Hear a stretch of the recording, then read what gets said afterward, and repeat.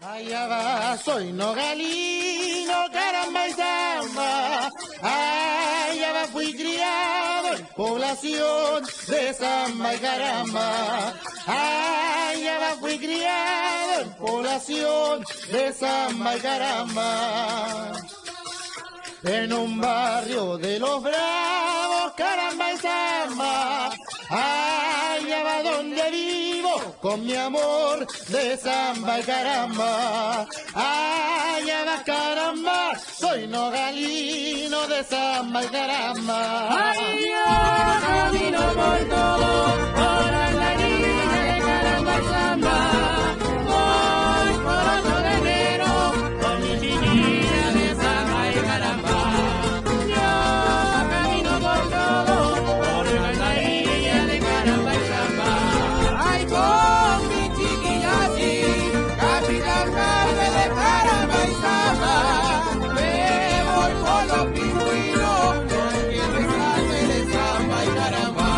Ay, voy a mirar conmigo, soy nogalino de samba y caramba.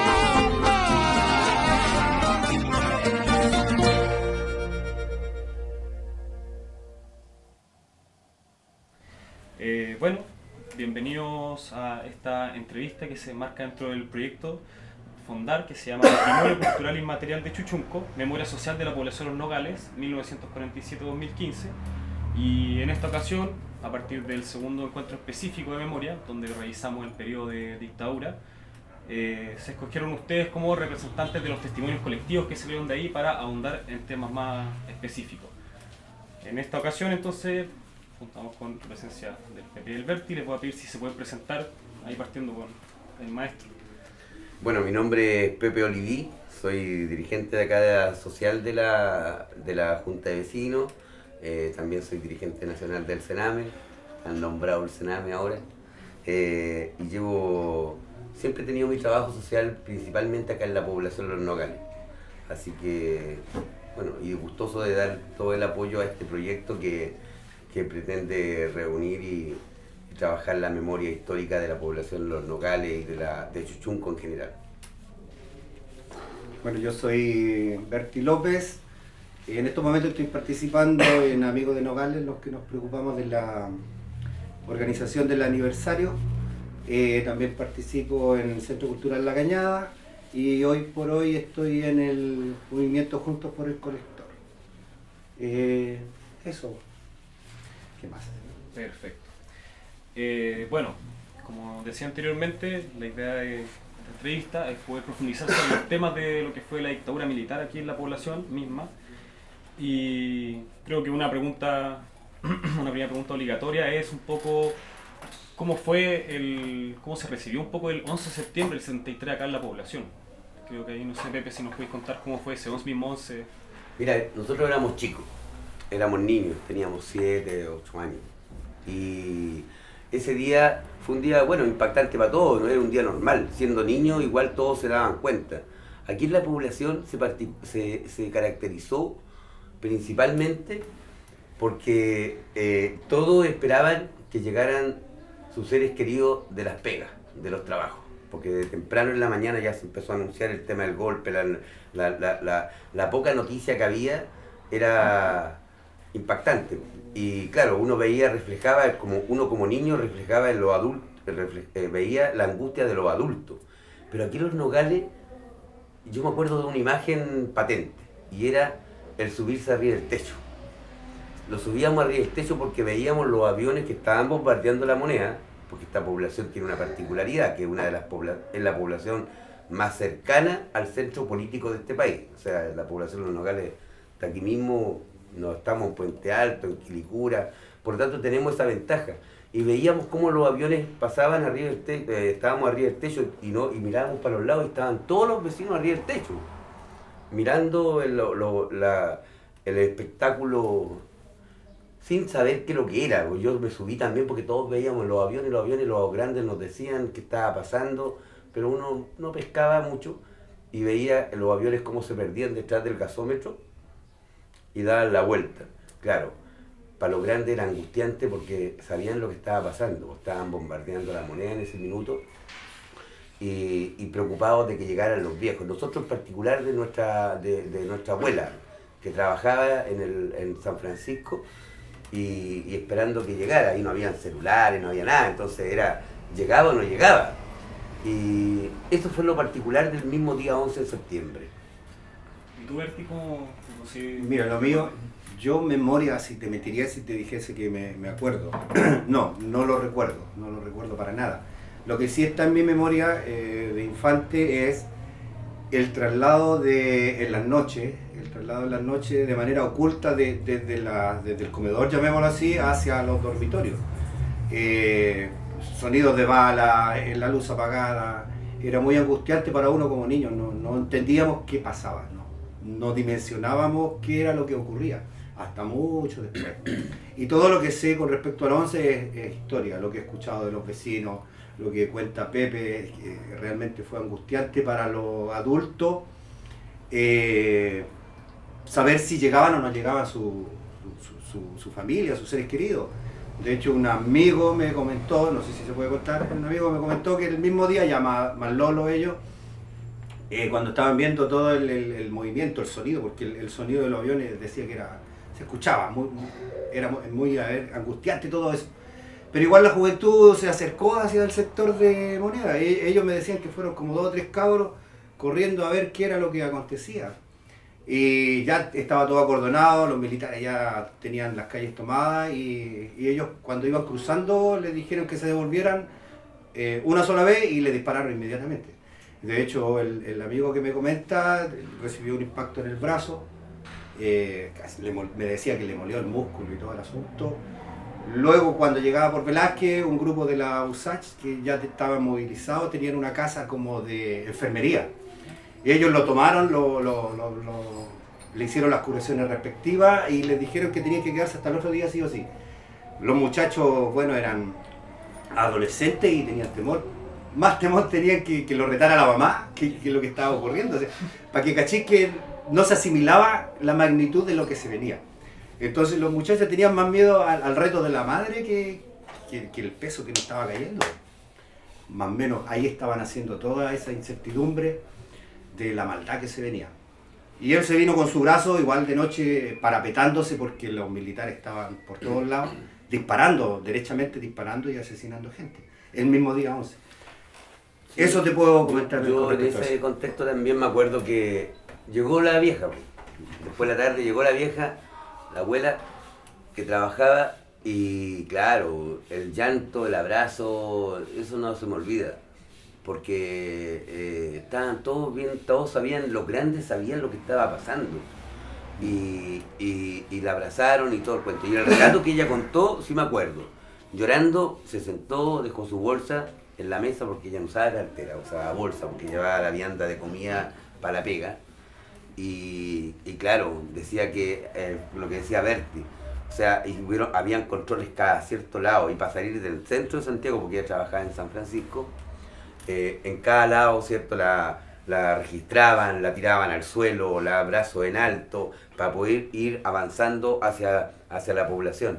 Locomoción nada. O sea, si vino una pata de allá y fue un trauma muy grande. Yo me acuerdo de la angustia que ella sentía y el llanto que tenía, porque fue bueno, mi familia y mi abuela era de izquierda, era allendista, y sabía lo que estaba pasando. Entonces, el golpe del derrocamiento de un gobierno popular, de su gobierno, que ella la representaba, y lo segundo, el tema de la angustia de poder avanzar. O sea, porque fue tan brutal, porque no respetaba nada. Ella era una mujer de edad ya, pues en ese entonces, igual al suelo, manos arriba, la registraban, la vejaban, para poder ir avanzando, hasta que llegó a la casa. Y ese día fue un día traumante en realidad. Yo me acuerdo de eso, de la subida al techo, de la llegada de la abuela, de los vecinos al lado, que los vecinos eran una familia más comprometida en términos políticos. El viejo era regidor, y también ahí cómo ayudábamos a los días venideros y el mismo día a guardar los famosos documentos, escondiendo, enterrando cuestiones atrás en el gallinero. Todas esas imágenes las tengo. Después desenterrando las cuestiones, porque ya sabían que estaban enterradas y andaban buscando entierro, los días después, entonces era las famosas quemas que había, todas las noches quemando un poco cosas, portafolio, fotos, que aparecía el vecino y todo el cuento, o sea, la llegada en la noche, en la tarde, no noche, en la tarde a la casa al lado, porque ahí los vecinos dejaron la casa al tiro, se fueron porque sabían que el golpe era trágico. Yo tenía un amigo de mi edad y pues el hijo de una de las personas que vivía ahí, es más, iba a jugar porque el cabro tenía buenos juguetes. Jugábamos, éramos yunta porque el viejo viajaba para Rumania, me acuerdo siempre que traía unos juguetes bonitos que se los traía el abuelo de Rumania, porque era agregado sindical, no sé, del gobierno de Salvador Allende. Y jugábamos. Y eso de la noche a la mañana, el día 11, desapareció, porque toda esa familia se fue. De hecho, llegaron en la noche los milicos, entraron a la casa, allanaron la casa, y me acuerdo que mi abuela recogió todos los documentos y todas las cosas se los fueron a dejar ahí porque éramos vecinos, y vecinos además amigos y partidarios de un gobierno popular en ese entonces. Entonces, esos son como los recuerdos que hay del 11. El día mismo fue un día de destrucción rápido de todo, desapareció todo, como que cayó una bomba, porque se fueron los vecinos desaparecieron. O sea, no los mataron, pero por lo menos ellos tuvieron que arrancar y asertivamente, porque la misma tarde llegaron los milicos a hacer cagar la casa que tenían al lado. Por suerte no pillaron nada, porque todas las cosas estaban en mi casa, porque mi abuela se lo recogió valientemente, la escondió y le ayudó N a esa familia, o sea, ahí se vio. Y ahí un poco, porque es un periodo que todos sabemos que fue de bastante brutalidad y represión, y ya un poco contaba el Pepe, no sé cómo se vivió acá esta represión en la población, cómo fue el tema de los allanamientos, no sé cómo fue el ser joven con toques de queda, etcétera, no sé, ahí, Berti, si nos puedes comentar un poco cómo se vivió, como el tema de la represión aquí en la población. Claro, para terminar con lo anterior, lo que yo percibí, lo que yo he escuchado, yo creo que ocurrió en muchas poblaciones. Los primeros enfrentamientos que existieron acá fue con la delincuencia, algo que comentaba la otra vez. Previo al 11, con Carabineros, los muchachos siempre tenían rencilla. Entonces llegó el 11 de septiembre, como que se dio el FAMO y el chipe libre. Y Carabineros, yo creo que más Carabineros, acudió inmediatamente a los lugares, a las casas donde estaban estos muchachos. Y ahí ocurrieron los primeros enfrentamientos. Yo creo que los primeros muertos fueron, entre comillas, los delincuentes. Fue como una venganza que tomó Carabineros para con esos muchachos. Es mi apreciación, y lo he escuchado en distintas poblaciones que fueron las primeras casas donde atacaron, aparte de la parte política, pero así como con ganas de ir a me las debe y se las voy a dar, y se las dieron. Y ofrecieron resistencia a los muchachos. Y efectivamente lo que dice el Berti es cierto, porque acá, por ejemplo, están los hermanos Vergara, Rodrigo Rojas, Alejandro Díaz, el Toño Cunilo, el Diablo, los muertos pero con conciencia. Pero efectivamente acá tenemos varios muertos también que fueron cabros delincuentes. Y efectivamente sí. Lo que pasó, o sea, los pacos el mismo día aprovecharon de ir a tirarse a los que le tenían sangre en el ojo, a cobrar. Y hay grutitas de cabros que fueron asesinados por el tema del chipe libre que tuvieron los pacos. Y no figuran no son mártires de nada, porque fueron y los mataron. De hecho, tenemos ahí una gruta que está en Uspallata, que fueron los cabros que fueron matados por los pacos porque le tenían sangre en el ojo, nomás. Sí. Y era el momento. Y bueno, ¿para dónde íbamos? ¿Cuál tema estamos en la represión? Lo que era bueno, y sigo en lo mismo, en mi infancia fue, bueno, prácticamente lo que comentaba yo también, los adultos fueron bien conscientes para con los niños. En ningún momento, por lo menos en lo que respecta a mí y a los muchachos que fueron mis amigos, nunca nos transmitieron esa mala onda, esa contarnos o magnificarnos la situación en la cual estábamos viviendo. Nosotros fuimos niños, disfrutamos de nuestra niñez y bueno, eso a lo mejor te lo voy a contar más adelante. Entonces es muy poco lo que nosotros percibimos, pero sí nos dábamos cuenta que llegaba a cierta hora en que tú tenías que estar dentro de la casa, no sabías por qué, pero tenías que estar dentro de la casa, a la luz de la vela, y de vez en cuando, yo recuerdo muy bien que un día estaba mi tío, mi padre, estaban sirviéndose un vinito, ¿cachai? Un casillero del diablo me recuerdo, y entran... Tomaban bueno, bueno, sí, era alcohólico refinado. Y entran unos mastodontes con casco oscuro, yo cabrón chico, veía unos huevos inmensos. Y eran militares, po, allanando la casa. Todo, no te respetaban nada. Y bueno, había que quedarse callado, po, ¿cachai? Y ver a tu padre que lo tiraban para allá, para acá, a tu tío. En buena hora eran pelados los que andaban. En buena hora eran pelados. Y se notaba que los cabros también andaban angustiados. No la angustia de ahora, angustiado en el sentido de igual asustado. Ahí, con pelado, ¿a qué te refieres con pelado exactamente? Con cripto. Ya. Con cripto. Los milicos. Los milicos, los con cripto que andaban revisando. En mi casa mi viejo igual tenía cierta literatura sindical y que tiene que ver con la parte política, y en esos momentos toda esa cuestión.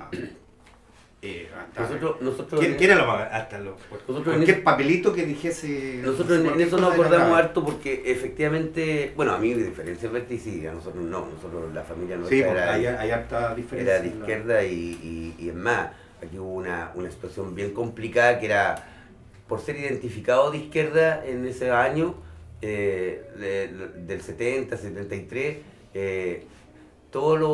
había un resto, en la población hay de todo, y hay demócratas cristianos, y había gente también que se perdía, y eran gente que estaba contraria al gobierno en ese entonces, porque la derecha no era tan fuerte en esos años. Pero dado el golpe de Estado, además de la represión militar y las fuerzas policiales y todo el cuento que se empezó a instaurar y fuertemente, los primeros que nos hicieron sufrir a las familias de izquierda fueron los propios vecinos que eran opositores, en este caso al gobierno Salvador Allende. Aquí hubieron vecinos que fueron a las casas a amenazar a los comunistas tal por cual, desgraciados, ahora van a pagarlas, concha de su madre, balazos al aire, amedrentamiento total. Entonces ellos mismos denunciaron, era una cacería de brujas. También nosotros, por ejemplo, el tema de la literatura y todo el cuento, como le contaba, ese enterrar y desenterrar cosas, cómo hacer desaparecer. En la noche, me acuerdo que eran noche donde se hacía fuego en la población y los braceros, ¿cierto? Era quemar y quemar y quemar libros, quemar y quemar fotos de las vecinas que le ayudamos. Era una cuestión bien triste. Y nosotros desde el primer momento vivimos eso y la persecución era latente, era un miedo constante que había. Y ahí, por ejemplo, aquí, ¿hubo algún como avistamiento de cadáveres muertos o algo así dentro de la población? Aquí yo me acuerdo puntualmente de que acá, por ejemplo, aquí hubieron muchas violaciones desde el primer momento a los derechos humanos. Aquí hay una familia, la familia de Lobito, que es de acá de 8 de enero, que por el solo hecho de el papá ser el chofer de una parlamentaria comunista que era la señora Julieta Campuzano, que vivía acá en Amengual, la señora, una vieja que era parlamentaria, y él era el chofer. Y a él lo fueron a buscar y delante de los 2 hijos chicos de nuestra edad, lo acribillaron delante de ellos, lo mataron ahí mismo en la casa. Hubieron pues la gente que arrancó, hubieron cuestiones trágicas acá en la población, pero también se comentaba harto de los muertos. Pues, si los muertos igual en los primeros días del 11 de septiembre fue sembrar el miedo, y el miedo pero en la forma más brutal que había. Y en las poblaciones así como fueron y no medían consecuencias de matar a un gallo, a una persona delante de los hijos, de la Julieta chica y del otro, del hijo, aquí había un canal. Y el canal aquí, la gente, por ejemplo, para deshacerse de cosas, tiraba mimeógrafos, tiró armas, tiró de todo. Pero también se cuenta, yo no los vi, pero se cuenta, sí, la gente que vivía en los alrededores del canal, que efectivamente también vieron cuerpos pasando por ahí. Hay otra historia, bueno, que he escuchado por lo menos a dos personas distintas en el sector de Velázquez. Manuel Rodríguez con Velázquez, vivía gente en ese sector y relatan la historia que en las noches, cuando se estaba haciendo el montículo de General Velázquez, llamemos la loma, ahí venían a arrojar cuerpos. Y como había remoción de tierra, de esos cuerpos nunca más se supo. Y bueno, no era favorable comentarlo en ese momento, eso se contó mucho después. Y esa historia yo la escuché no hace mucho. Y después la volví a escuchar a otra persona que sí vieron cuando llegaban en camiones a arrojar cuerpos en esa remoción de tierra. Y en estos momentos pasa la carretera. Lo mejor para esos años, y lo instauraron así, era mejor no saber. Correcto. Y sabías algo, tenías que quedarte callado y olvidarte. Porque si no, significa, si lo comentabas, era complicado porque se instauró un sistema de soplonaje atroz en este país. Porque aparte de la CNI y todo lo que se instauró después, en cada calle había un soplón y eso es lo que se sabía. Entonces, claro, tenías que estar calladito, mejor no saber nada, salir de la casa, trabajar, te veían con qué llegabas y con quién te juntabas. Y ese era el miedo que había, se instauró un miedo, un terror. Entonces, si tú veías algo, y aunque vieras que lo mataban o veías un cadáver corriendo por el canal, con el canal, o veías que andaban armas por ahí, no tenías que decir nada. Mejor era el acostumbramiento a quedarte callado, porque si decías algo, te podía pasar algo. Y ahí dentro de todo esto como de este ambiente como de represión, este contexto como un poco terrible que están contando, ¿qué rol cumplió un poco la iglesia aquí? ¿Cómo fue que funcionó la iglesia durante ese periodo tan brutal? No sé si aquí la parroquia jugó algún rol o algo. La iglesia ya pasó un tiempo, porque al principio eran todos iguales, o sea, ni la iglesia cerrada, los clubes deportivos cerrados, todas instituciones, aquí se instauró, aquí no era prohibido organizarse, no podía haber nadie que se juntara en ninguna parte. De hecho, las juntas de vecinos fueron designadas por gente de confianza de los gobiernos, del gobierno en este caso de la dictadura, que eran puros pacos, aquí era el Paco Lago al lado del otro Paco, y era gente que se instauró ahí. Pero la iglesia lo mismo, los primeros años. La iglesia se abrió el año 80. El año 80 para adelante, con la directriz del cardenal Silva Enrique, que fue el que ya yo creo que se hastió y se fue siempre. Bueno, él también estuvo casi hasta detenido dentro de su iglesia en su momento. Siempre supieron que Silva Enrique no compartía el tema de la violación a los derechos humanos, no catalogándolo como cura rojo, cura de acá, cura verde, no. El hombre era un hombre humanista y obviamente no justificó desde el principio lo que pasó. Pero la iglesia siempre ha sido jerarquizada, igual que toda la otra. Y él influyó en su momento, y que nosotros así lo sabemos porque hemos hablado con curas, de que tenía que abrirse a las organizaciones sociales. Y las organizaciones sociales nos parapetamos en la iglesia. O sea, el único espacio libre que había para poder reunirse, conversar, juntarse, organizarse, era la iglesia, eran como las embajadas. Entonces, en ninguna otra parte, porque y obviamente ahí en las parroquias, ahí se empezaron a urdir las primeras instancias de organización, por lo menos en el sector, pero también sé que en todos lados, porque aquí lo vivimos in situ nosotros, ahí nos empezamos a juntar, pues, jóvenes, viejos y todo el cuento que había. Yo lo mío, como te comentaba, yo no tengo muchos recuerdos políticos con respecto a la situación en cuestión, pero sí se percibía algo medio extraño en los colegios y todo el asunto. Ya llegando a la juventud, ya como que te puedo hablar un poquito más, ¿me cachai? Y fue el momento en que yo me ingresé a la comunidad cristiana, en esos momentos, derechamente a la comunidad cristiana. Fue una inquietud de joven, ¿cachai? De tratar de de buscar, de hacer cosas, el espíritu juvenil adolescente. ¿Y por qué el único espacio donde podía hacerlo? No, y también, pero, Sí. pero espérate, yo estuve acá en este mismo espacio para el tiempo del terremoto. Tiempo del terremoto, este lugar se abrió como albergue.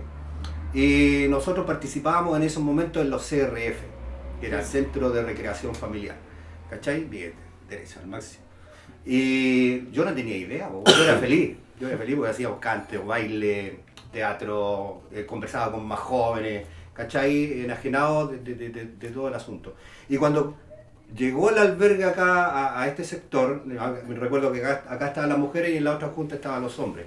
Y nosotros nos encargamos de hacer la vigilancia, la guardia, y también íbamos a hacer terreno a las casas, a ver la magnitud de los deterioros.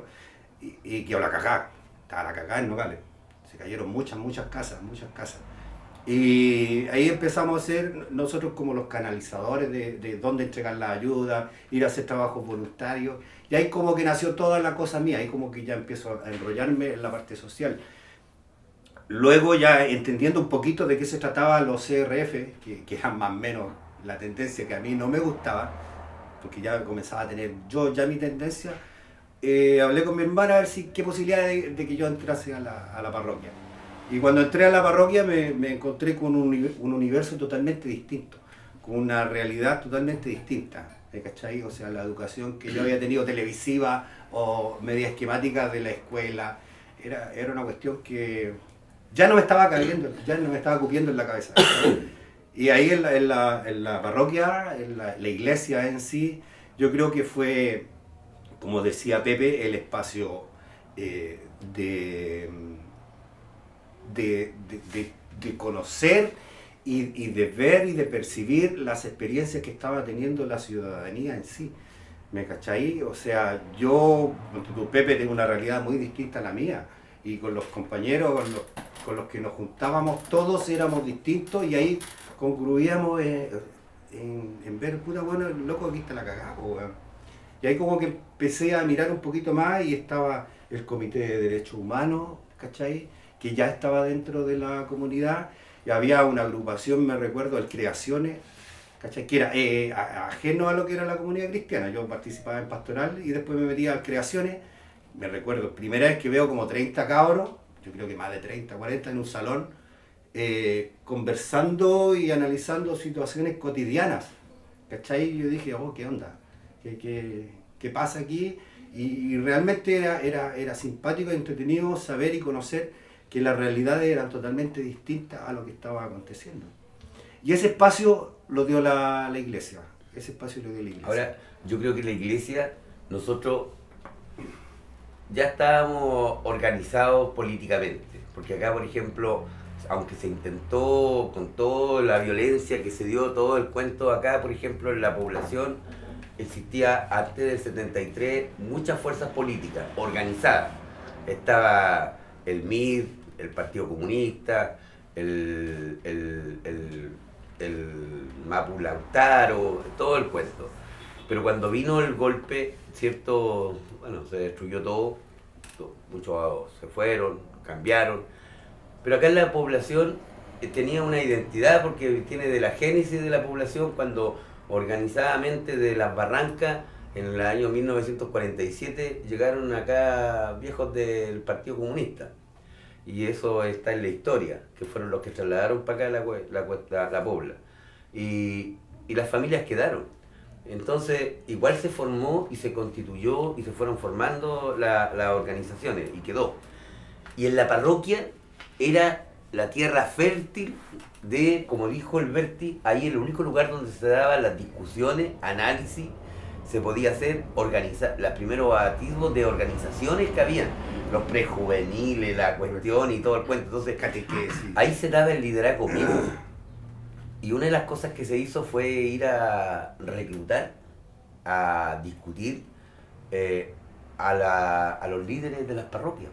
Y ahí salieron dirigentes sociales, políticos, ¿cachai? Y se instauró para acá el trabajo más, se empezó a organizar y a urdir la resistencia, por lo menos acá en la población, desde ahí, desde ese espacio. Los curas hacían los locos.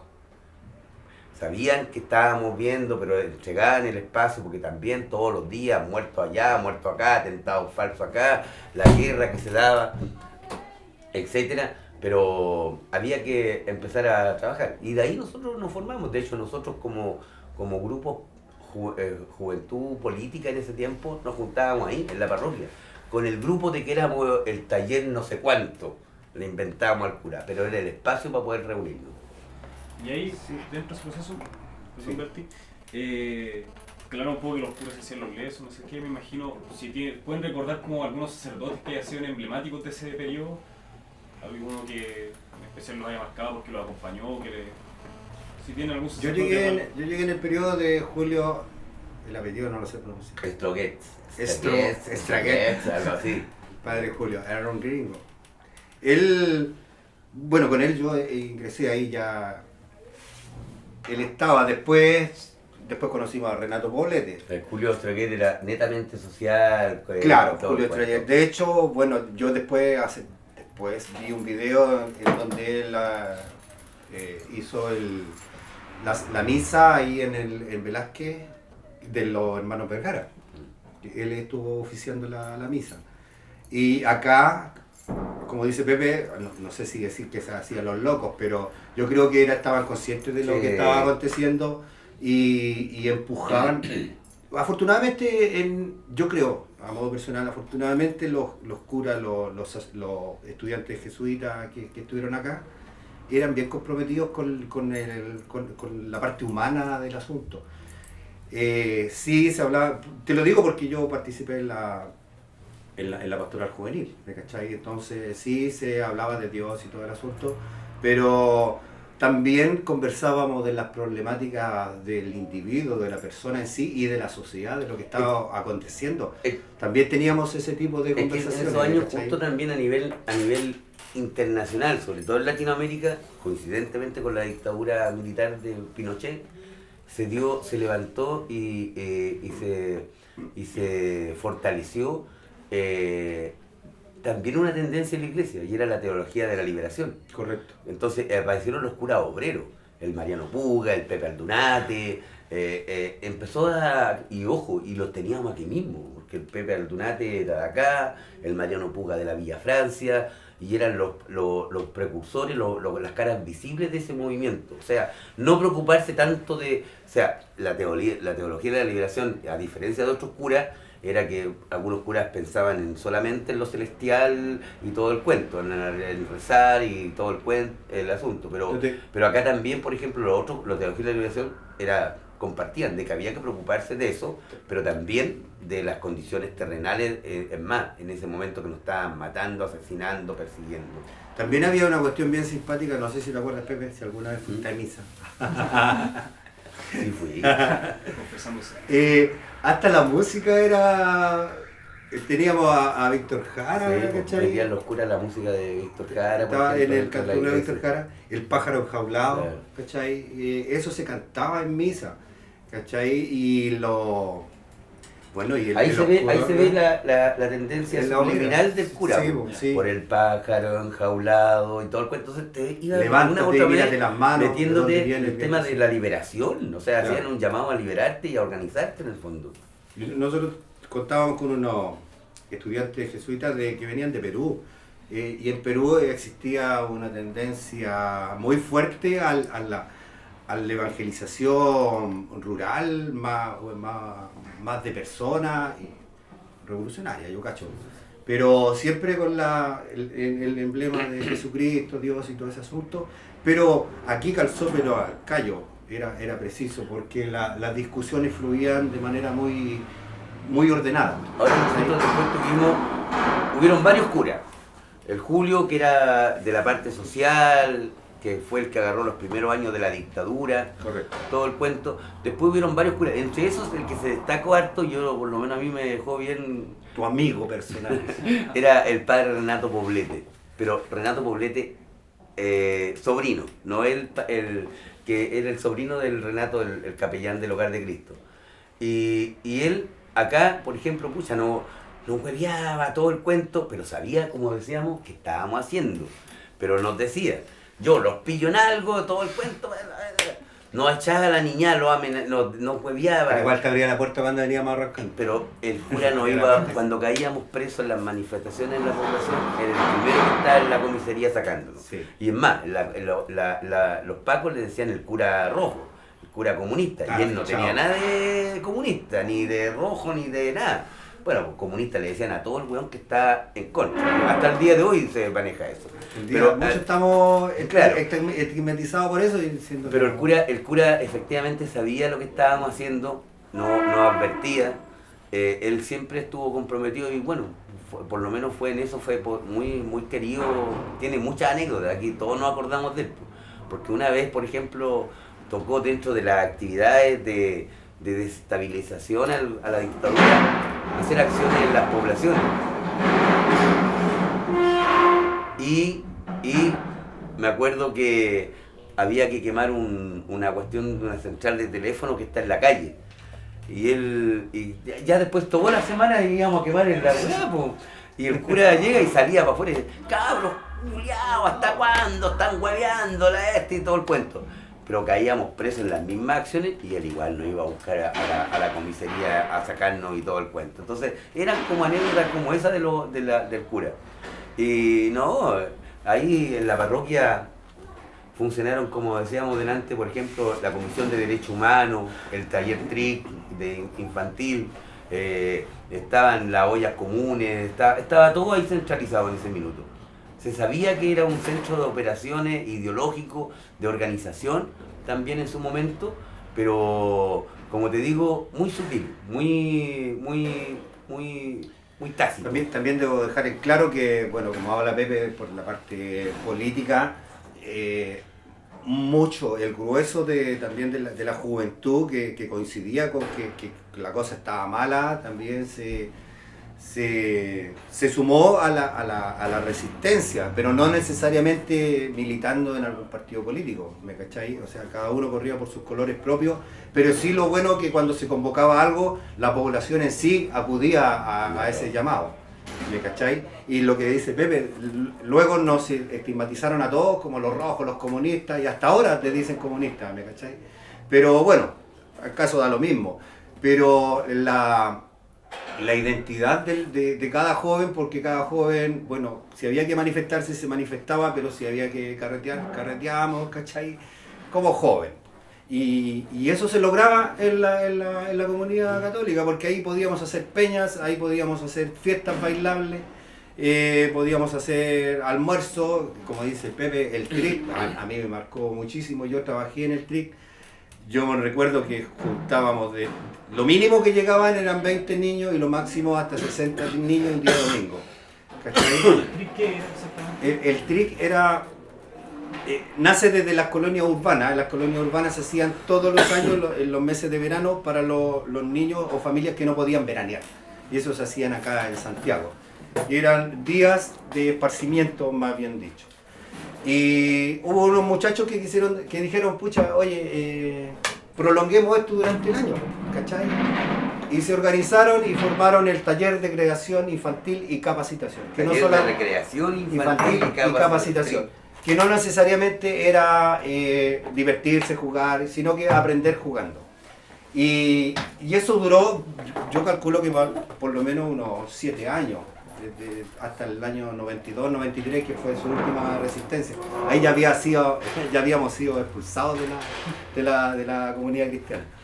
Ya, pero ese es otro cuento. Bueno, ahí, como te decía, llegaban muchos niños. Logramos nosotros, también apoyados por la parroquia, dar 11. Un momento estuvimos dando almuerzo y conseguíamos recursos para darle entretención y entre comillas, educación o algo de capacitación a los niños. Y para nosotros como jóvenes en esos momentos, que era día domingo la actividad, ¿te recuerdas? Día domingo a las 3 de la tarde, tú cachai que el día sábado había vacilón, su vinilo. Pero también tenía el trabajo que se hacía en el TRIC. Era un trabajo de respeto a los derechos del niño, era mucho el respeto, eso. Pero también ahí se dibujaba mucho se trabajaba mucho también con la concientización, porque queríamos jóvenes, estábamos luchando contra la dictadura, donde teníamos una formación de generaciones sometidas. Por lo tanto, al niño se le enseñaban sus derechos. Y la idea era inculcarle que tenían que ser seres libres. Y seres que tenían... Y era un trabajo muy bonito que se hacía.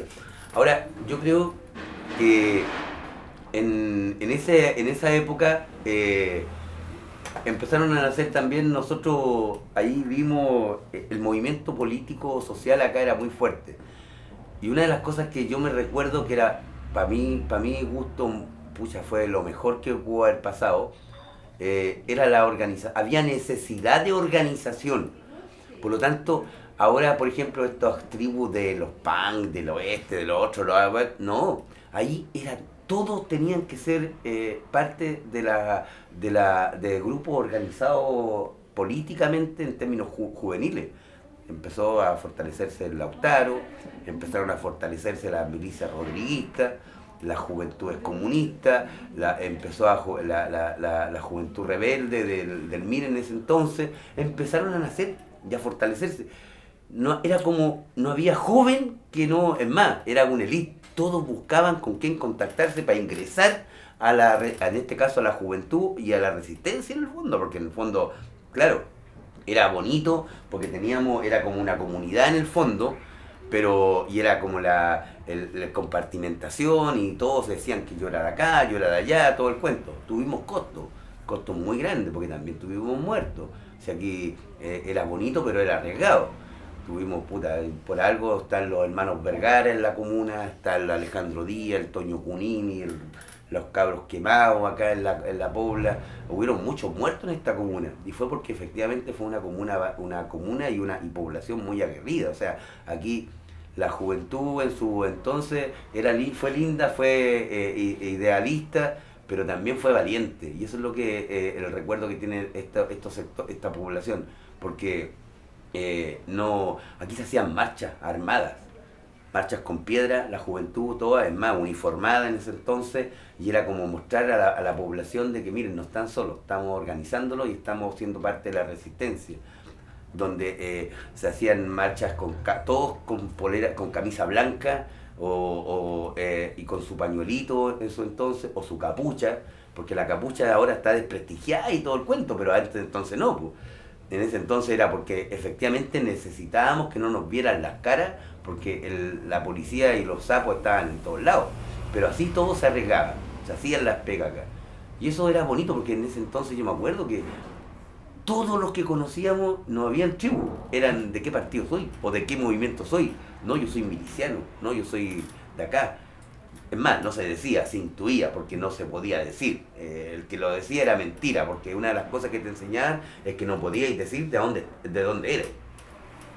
Y ahí, volviendo un poco al tema de las organizaciones sociales, tú comentaste, Berti, en el encuentro que participaste generando un boletín de la nuez. No sé si nos puedes contar un poco. Claro, no, yo comenté con respecto a la nuez, yo no trabajé en la nuez, yo era, todavía soy amigo de los muchachos que trabajaban en la nuez. La nuez era una cuestión bien simpática. Fue el primer boletín. Claro, por lo que me comentaban los cabros, era una cuestión, una volada de poder informar y hacer algo informativo a la comunidad. Pero eran 2 hojas dobladas, ¿cachai? Y impresas en stencil se le llama, sí. ¿Cachai? Y era bien simple el asunto. Pero logró un gran impacto acá en la población, logró un gran impacto. Me parece que salía cada un mes, una cosa pequeñita cada un mes, pero sí venía con un contenido ni muy fuerte ni muy liviano. Como decíamos nosotros, era como para meter la puntita en la comunidad, para poder informarle de algo que estaba ocurriendo o que el piso se estaba moviendo, chiquillos. Y yo te comentaba una anécdota en ese entonces que de repente los muchachos cuando se juntaban en la esquina a fumar su pitito y de repente, bueno cabrón, ¿y cuándo llega la nuez? ¿Cachai? Ya como que te la pedían. Y tan simple como la nuez, era tan arriesgado como andar con una molotov, ¿cachai? La nuez era tan peligrosa para estos individuos, tanto como una molotov o una bomba, ¿cachai? Porque salir a repartir la nuez era tan peligroso como andar panfleteando. Todos sabían que era un micromedio popular. Correcto. Y en ese entonces, bueno, como todo en dictadura era dominado, manejado, controlado, el que hubiera un micromedio de comunicación popular era peligroso. Y no, como dice el Berti, ni no de decía fuera, nada. declaración de guerra, no. No. O sea, pero daba a entender y hacía pensar y analizar a la gente, la llamaba eso. Tenía tu puzzle, tenía tu sopa de letras, tenía tus chistes, no me acuerdo quién era aquel... La Mafalda. La Mafalda, ¿cachai? Tenía tu humor. En poquitas páginas, ¿cuántas eran? 4 páginas y te salía un montón de cosas, pero sí había una entrevista importante o una información que relevante a la comunidad. Fue tan importante que la nuez la mandaban a pedir de afuera. Los vecinos que estaban exiliados, todo el cuento, la coleccionaban. Y hay muchos que Sí. la tienen, ¿ah? Pero no la han podido conseguir. Claro, Ese es un problema. la mandaban a pedir y la mandaban para afuera del país porque era tan importante ese papelito, como dice Berti, que era pero no era el papel, era la importancia de haberse atrevido y que había un grupo detrás de eso, que nadie sabía quién era, hasta Claro. en ese entonces, pero que le elaboraba llamando, ¿cierto?, como un micromedio de comunicación popular, o sea, lo alternativo. La gente era como valioso tener la nueva. Te quemaban las manos la Claro. nuez, pues, sí. Ahora tú la lees y dices, oh, no era La tanto. hueá, pero puta, pero entonces- para ser repartidor tenías que Claro. tener un morral y el poncho, o sea, no eres repartidor de la nuez. Claro. Igual era brígido andar con poncho. Era brígido porque ya estaba ahí, o sea, estigmatizado. El poncho y el bolso eran como ya, por favor, este es terrorista. Sí, pues, sí, Pero me- así todo, Pepe, sí, en Nogales se caminaba con poncho, todo. se caminaba con morral. De Como hecho, desafiando de hecho, a la- Merino, el almirante, una vez dijo que todos los que andaban con poncho y con morral eran todos comunistas, Ya, andaban con huevones, metralleta y abajo. todo el cuento. Po. Pero aquí, como dice el Berti, era la moda, todo andaba. Aquí el que tenía el mejor poncho era la paja. Po. Sí. Y servía para todo el poncho. El bolso estaba todo abajo. Y hay un poco, por ejemplo, cuando se organizaba en el TRIC o en estas organizaciones sociales que están en la iglesia, ¿cómo era, como, por así decirlo, el modo superandi? ¿Cómo, cada cuánto se juntaban? ¿Cuántos eran más o menos? Pero la organización era toda la semana porque era una necesidad. Ya. ¿Cachai? O sea, tú esperabas durante la semana para que llegase ese día y poder juntarte con tu amigo y comentar y ver qué es lo que se está planificando o si se va a cumplir lo que estábamos organizando. Toda la semana, toda la semana. Había que juntarse toda la semana porque ahí se entregaba algo que era un vaso de leche y el pan. Y aunque uno puede decir ahora el vaso de leche y el pan, había gente, el TRIC se llenaba de niños porque justamente había necesidad. Y las mamás, el mandar al niño al TRIC significaba ahorrarse el pan. Y un pan era plata, porque que había mucha necesidad. Y nosotros mismos en la casa te comías el pan que te correspondía y no podías comerte otro, porque sacaban la cresta. Porque se caía el hermano sin pan. Y había mucha necesidad. Y ese vaso de leche, ese pan que se conseguía, que se organizaba para ver cómo íbamos a pedir a los almacenes, o la Vicaría de la Solidaridad, que la zona oeste nos entregaba la leche en ese entonces, la gente lo valoraba. Pero también valoraba el que pudiesen juntar a los niños y entregarles esos valores, por ejemplo, que decíamos, por el tema de los derechos. Era importante. Una anécdota cortita, no. Cortita. Una vez, un día logramos, nos fuimos a la ola, yo cacho, y dijimos, oye, llevemos los cabros chicos a la playa. Ya, listo. Nos pusimos a inscribir cabros chicos. Más de 100 cabros chicos. Y supuestamente habíamos contratado 2 micros, y ese mismo día llegó una pura micro. 100 cabros chicos esperando. Y 30 tíos, 30 monitores. Y todos vamos, pero nunca dimensionamos que era una pura micro. Imagínate subir a 100 cabros chicos más 30 monitores para ir a la playa, a las cruces, digamos. Y ese día nos aperramos, no sé en qué estábamos pensando, y dijimos, ya, vamos nomás, 4 cabros chicos en cada asiento. ¿Te acordáis, Pepe? Tiramos una banca. No, iba repleta la micro. Y llevamos comida, víveres y copete. Llegamos de noche, yo creo que nos habremos demorado unas 4 horas para llegar a 4 o 5 horas, porque nos fuimos conegiando. Ya. Para encima el chofer me parece que no tenía permiso, no sé cómo era la cuestión. La cuestión es que nos fuimos conegiando, nos paró Carabinero, dijimos, aquí se acabó el paseo. Se subió el Paco, miró así del pasillo, pegó, hizo un paneo y se bajó. Y dijo, ya cabrón, ahí tienen el documento, váyanse con mucho cuidado, váyanse por aquí, por acá, y está todo eso. No sé qué cara habrá visto en los niños, no sé qué cara, que el Paco nos dio la pasada. Y llegamos a la playa, con los 100 cabros chicos. Yo digo 100, puede haber sido más o menos, pero esa es la dimensión. Y cada tío tenía su asesorado sus edades. Yo tenía a los niños de 6 y 7 años, me parece que con Esther. Y así, de 4, así, ahí van hasta un bebé, weón, me acuerdo. Nosotros teníamos al frente patriótico, sí. Ya, pues deja contar cuando llegamos allá, pues weón, llegamos a la playa, dejamos los bolsos, toda la cuestión y cada uno con su grupo, vamos de la mano, bajando la playa. Era una noche oscura, me acuerdo. Y cuando vamos tocando arena, para ir a mojarse, yo dije, estos cabros se me van a pelotar y se me van a mojar. Siento la resistencia y no puedo avanzar y los niños me tiraban hacia atrás. Pues, bueno, dije, qué bueno, chiquillos, ¿qué les pasa? Oh, la piscina grande, tío. Y ahí como que nosotros dijimos, oh, lo que estamos haciendo con los cabros chicos no conocían la playa. ¿Cachai? Y ahí como que ya dijimos, nos bajó la emoción. Nos bajó la emoción y dijimos, oh, qué fuerte la weá que estamos haciendo, pues, bueno, o sea, no medimos consecuencias y tampoco nos proyectamos en qué es lo que estábamos logrando y en el fondo, bueno, fue bonito. Fue bonito en el fondo. Me imagino. Fue bonito en el fondo. Y ahí, es una experiencia. ¿Y eso? Ya le dimos una vuelta un poco a lo que eran las organizaciones sociales, cómo funcionaban y todo esto bajo la ley de la iglesia, pero apuntando más a lo que eran las organizaciones políticas propiamente tal. No sé, tú Pepe, si nos puedes contar un poco, ya nombraste un par de partidos, pero ¿qué partidos estaban acá en la población? ¿Cuál era como el más potente, por así decirlo? Y un poco cómo era la experiencia militar en un contexto de donde tiene que estar clandestino. Sí, aquí por ejemplo, siempre existieron los viejos. Los viejos estaban pasivos, asustados en su momento. Los socialistas, los comunistas, los miristas. Pero vino el despertar. Y ojo, la juventud lo hizo igual que en el 2011.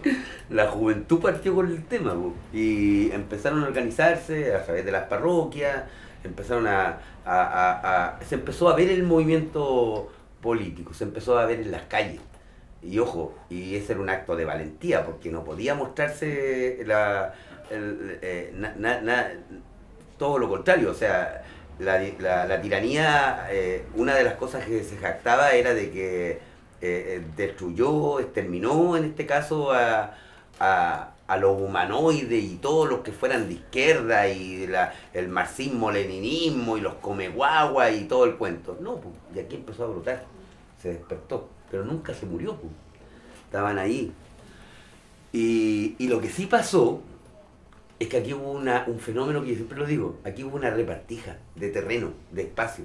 Por ejemplo, el MIR se fue para Villa Francia. El Partido Comunista se cayó acá en Nogales. ¿Cachai? Las milicias rodriguistas, principalmente en La Palma, La Gabriela.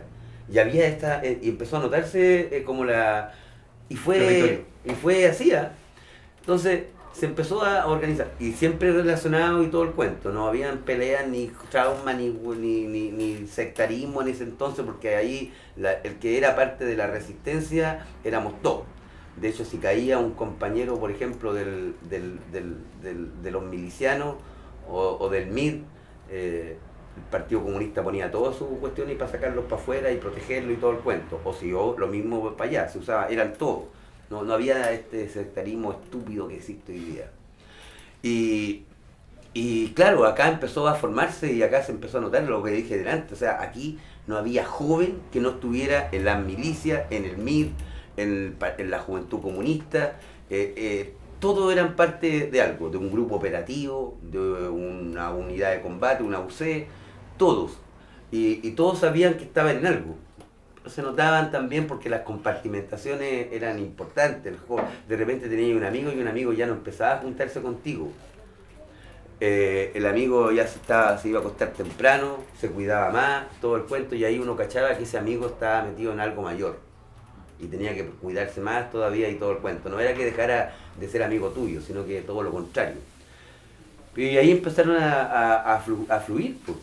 De hecho, en un momento dado, como te digo, en esa marcha de propaganda que se hacían, donde salían todos, de repente te das cuenta que habían calles completas, o sea, y todo ordenadito, la formación era político-militar.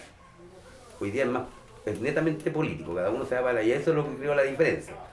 Las diferencias y las peleas y todo el cuento. Antes no, había un puro enemigo y era la dictadura militar y éramos todos hermanos. Y obviamente para esas demostraciones de fuerza, por ejemplo en esta calle, en Gandarilla, en el 8 de enero, se hicieron unas marchas armadas que le llamábamos, pero no habían armas en realidad, eran piedras. Y todos los jóvenes,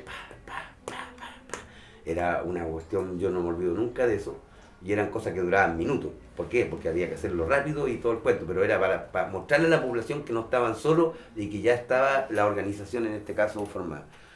Y eso así empezó a nacer, po. Y de repente ya la cosa fue fluyendo, fueron cada vez más importantes, empezaron a hacerse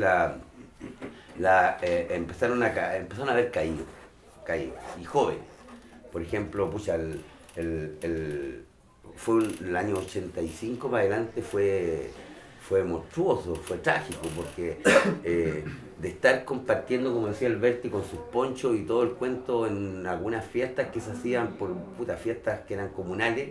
Por ejemplo, al frente de la Hogar de Cristo se hizo $1 para Nicaragua en ese entonces. Y la entrada era la plata equivalente a $1, pero era para apoyo para la guerrilla nicaragüense. Y ahí llegaban todos. Y de repente ahí compartíais con todos y conociste a los compañeros, a los amigos, a los cabros de la Villa Portales, a los cabros de la Villa O'Higgins, a los cabros de la Villa Francia, a los cabros de toda la población de Atacapo. Y nos empezamos a interrelacionar ahí todo el cuento. Pero después sabíais que explotó el departamento en la Villa Portales y ahí cayó el Claudio Paredes, el diablo. Y era un cabro que tú conocías. Y te empieza a decir, esta weá no es juego, esta weá es juego. Y empieza también a nacer otros compañeros más, caen los hermanos Vergara. Después, el mismo año, cae el Alejandro Díaz, en el 86, 87. Después, bueno, ya después más al fondo, al último, el Antonio González, el Toño Cunini. Y empiezan a ver, entonces aquí hubieron muchos muertos. Y cada uno reivindicaba, pero también te incentivaba. Y eso fue lo otro que cada vez los cabros eran más valientes. Y bueno, y empezó la promoción, porque aquí hubo mucho frente, aquí hubieron muchos compañeros que pasaron al frente justamente por su competencia, por su consecuencia, por su valentía. Los cabros milicianos la milicia era una prefrente en este caso. Ahí se le instruía, se le hacían instrucciones políticos, instrucciones militares en este caso, como tenían que armar, desarmar, cachar los explosivos, cachar cómo hacer las bombas, los sistemas eléctricos, los sistemas pirotécnicos, etcétera, todo el manejo que tenían que tener en términos. Y ese era un cabro que tenía que estar instruido para preparar, defender, saber hablar en público y convencer, ¿cierto? Como también el que tiene que saber defenderse, usar un arma y preparar una bomba. Y una bomba para diferentes objetivos. Si era para avisar, una bomba de ruido, ¿cierto? Saber preparar la pólvora, todo el cuento. Y también, si era un explosivo para otra cosa, una torre, en ese entonces, cualquier cosa, saber cómo preparar y qué tipo de explosivo tenía que usar. Entonces, ese era el cuadro del joven en ese entonces. Y siempre agarrió. La familia no sabía, porque también se les instruía en eso. Eran jóvenes especiales, porque se les instruía también hasta las medidas de seguridad. Pues el cabro tenía que caminar, se le decía que tenía que caminar en zigzag, cada cierto tiempo, cada cierto rato mirar para atrás, no te vais siempre para el mismo lado a tu casa o para otro lado, cambia de direcciones, no te vais por las mismas cuadras, las señales de normalidad. Si aquí había una reunión, la ventana tenía que estar abierta, y si estaba cerrada, porque algo raro estaba pasando, o sea, no entraban. Todo eso, los puntos que habían donde se encontraban, el repartir diario, o que eran prohibidos en ese entonces, y toda la entrega de información. Era todo un circuito que había especial. Y ahora con respecto a cómo se fue generando esta como resistencia, ¿cómo fue, si me pueden contar un poco sobre las protestas que hacían, cómo las hacían, cómo se da esta actividad de resistencia que hay en la población? Yo te voy a hablar un poquito más, no tanto de organización política. Yo lo único que sabía preparar era grapa con yupi. Había que tomarse un sorbito y después echarle el yupi para poder servir. La organización era una cuestión, a ver cómo te lo puedo explicar, no necesariamente organizada. Yo cacho que eran explosiones de la comunidad en sí. Yo te hablo de mi vecindario. Yo me recuerdo una manifestación que fue una de las primeras, que se llamó Paro Nacional, en las cuales el vecino era el que auspiciaba la barricada. Ahí existían barricadas, de verdad barricadas. Yo recuerdo que caminé por Nogales y en todos los puntos, en todos los ejes, ponte tú esta misma calle, en todas las esquinas había fogata. En toda la esquina había fogata y había gente manifestándose. Solamente recibieron la instrucción del llamado a paro y la gente oscureció y la gente salió a manifestarse en la calle de manera automática, ni siquiera de manera organizada, solamente dejándose llevar por su voluntad, por lo que ellos estaban sintiendo, y creo que esa fue una de las grandes manifestaciones a nivel poblacional y de vecinos, que tú veías al vecino, al que no se metía en nada, al que tú no veías en nada, ese día sí estaba. Y estaba manifestándose, tocando la tapa de la olla y metiendo bulla, metiendo ruido, a pesar de que se sentían los balazos que venían los carabineros en ese entonces, después venían los militares, pero así todo, la población en sí salía a las calles de manera comprometida, a sabiendas de lo que estaba aconteciendo, independiente de la organización política de la que te comentaba Pepe. Yo te hablo de la parte ya más del vecino, del amigo y del que no se metía en ninguna hueá y que ese día tú lo veías que sí estaba comprometido con la causa. Eso más o menos se generó aquí en la población Nogales durante mucho tiempo y eran ordenadas, entre comillas, eran ordenadas por los mismos vecinos, ¿cachai? Ellos se limitaban hasta qué punto se podían cometer destrozos y hasta qué punto no se podían. Ellos veían los límites de destrozar y de que sí cumplía con las normas de remecerle el piso a la dictadura de ese entonces, ¿cachai? Y eran grandes barricadas, grandes fogatas, todo. Yo creo que todo Nogales se iluminaba con las fogatas en ese entonces, que partían muchas veces con velatones gigantescas, que ocupaban toda la calle de Pingüino hasta Velázquez, y era la comunidad en sí, independiente de los entes políticos organizados que existían. Era la comunidad misma la que salía y te apañaba. O sea, los entes organizados organizaban, pero obvio. La gente los respaldaba. Correcto. Pero también la gente de manera organizada sin saberlo. ¿Te cachai? Si había una coordinación muda, silenciosa, que se sabía para dónde iba la micro. Y eso se rescata porque mayores incidentes no hubieron. Ya después quedó la cagada porque se utilizaron las manifestaciones para desvalijar, para meterse a robar, ¿cachai? Todo eso. Lo que acontece ahora, ¿cachai? Y en esos momentos no, se respetaban al vecino, ¿cachai? Y el vecino era el que te decía, ya cabrón, hasta aquí nomás, pues, ya esto ya es destrozo. Yo me recuerdo mucho de eso. ¿Y hay alguna jornada de protesta en particular que recuerden, algún episodio que haya marcado dentro de eso?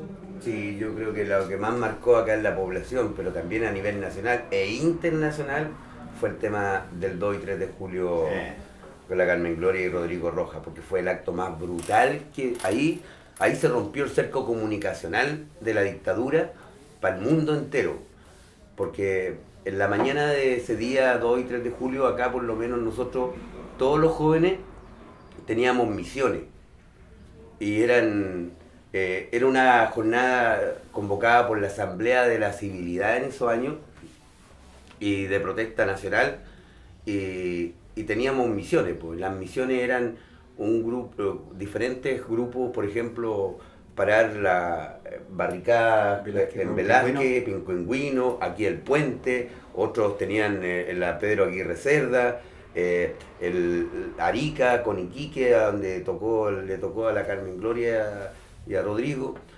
Y en la noche anterior, ningún joven, ninguno de estos, o sea, eran misiones, y era tan militarizada también y tan consciente que nos acuartelamos.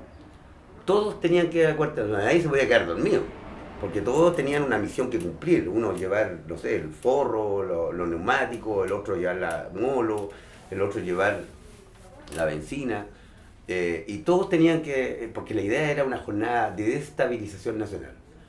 Y ese mismo día, ¿cierto? Después que ya algunos hicieron cumplieron el corte en Velázquez, el corte acá en el puente, el corte allá, empieza a llegar la noticia.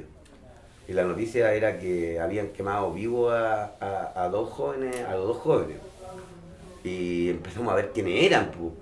Quiénes eran y de lo que nos faltaba, de los amigos, de los compañeros, y ya después, ¿cierto? Empieza cada uno a su casa porque toda la gente empezó a preocuparse, la familia, y para decir, aquí estoy, no soy yo, en el fondo.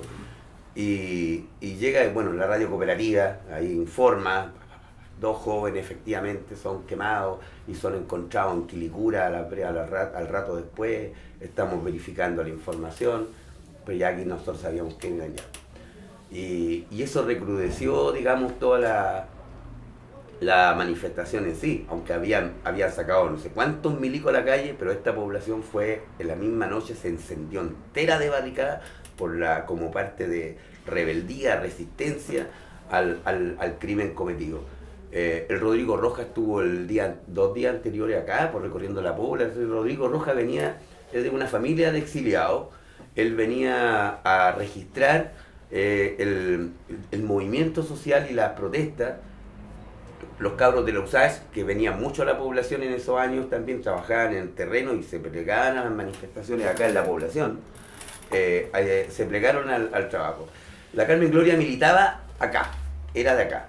Y ese día se le asignó a Rodrigo Rojas, por ejemplo, el que siguiera a ese grupo, donde se quedaron en La Palma, todo el cuento en la mañana, y salieron. Y bueno, lo que pasó después, pues, que los quemaron vivos, los echaron arriba de la camioneta, los fueron a tirar a Quilicura y aparecieron. Pues, bueno, por lo menos la Carmen Gloria vivió. Rodrigo alcanzó a vivir unos días más y denunciar que efectivamente lo habían quemado vivo los milicos y todo el cuento. Pero eso fue uno de los momentos más trágicos de la...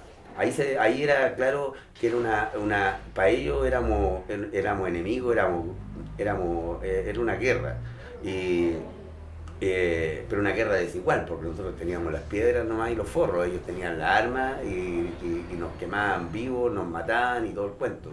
Pero fue uno de los días trágicos para la población, en este caso el tema de Rodrigo y Carmen Gloria Quintana.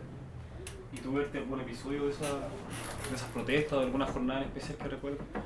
Más o menos lo que te manifestaba, y lo que recuerdo muy bien que para nosotros como pobladores, como organización, era como llegar lograr el objetivo era cortar Velázquez. Esa era como nuestra misión cuando había paro nacional y todo el asunto, era tomarse Velázquez. En ese momento yo me acuerdo que lo hacíamos, no nos costaba tanto. Pero era gente. No, a eso la copa. A eso sí, sí. Y yo me recuerdo ese sonido que de los soportes de las barreras de contención, toda la gente al lado y golpeando con piedra, y eso te ensordecía todo el sector. Era un sonido vibrante.